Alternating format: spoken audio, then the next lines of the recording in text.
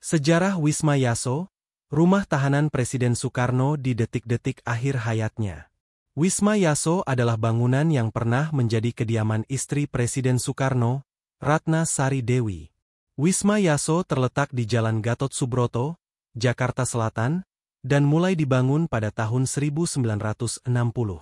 Bangunan bersejarah ini juga dikenal sebagai tempat di mana Soekarno menjalani hari-hari terakhir hidupnya sebagai tahanan rumah sebelum meninggal dunia pada 21 Juni 1970. Sejarah Wisma Yaso. Nama Wisma Yaso, rumah milik Ratna Sari Dewi, berasal dari nama saudara laki-lakinya yang telah meninggal dunia. Pembangunan Wisma Yaso didanai oleh sumbangan dari perusahaan-perusahaan Jepang.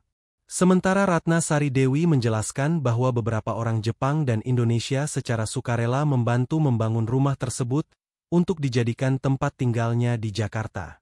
Pembangunan Wisma Yaso dimulai pada tahun 1960 dengan luas lahan sekitar 58.800 meter persegi. Kompleks rumah ini terdiri dari 3 bangunan, dengan bangunan utama Wisma Yaso memiliki 2 lantai. Sebelum dipindahkan ke Wisma Yaso untuk alasan kesehatan, Soekarno menetap di Istana Bogor.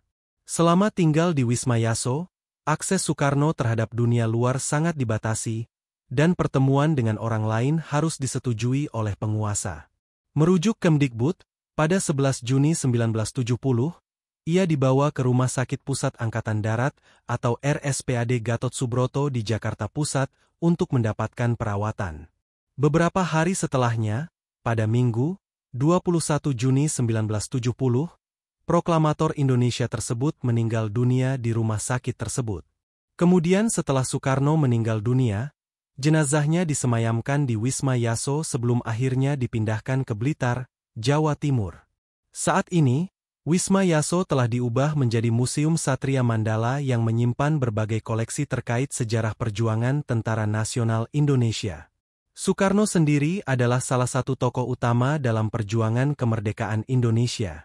Beliau adalah proklamator kemerdekaan Indonesia pada 17 Agustus 1945 sekaligus merupakan presiden pertama Indonesia.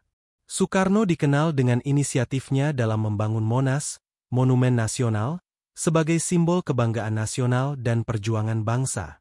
Soekarno juga berperan penting dalam persiapan kemerdekaan melalui BUPKI, Badan Penyelidik Usaha-Usaha Persiapan Kemerdekaan Indonesia, yang membentuk dasar negara dan konstitusi Indonesia. Meskipun menghadapi berbagai tantangan, termasuk agresi militer Belanda, Soekarno tetap berkomitmen untuk memperjuangkan kemerdekaan dan membangun bangsa.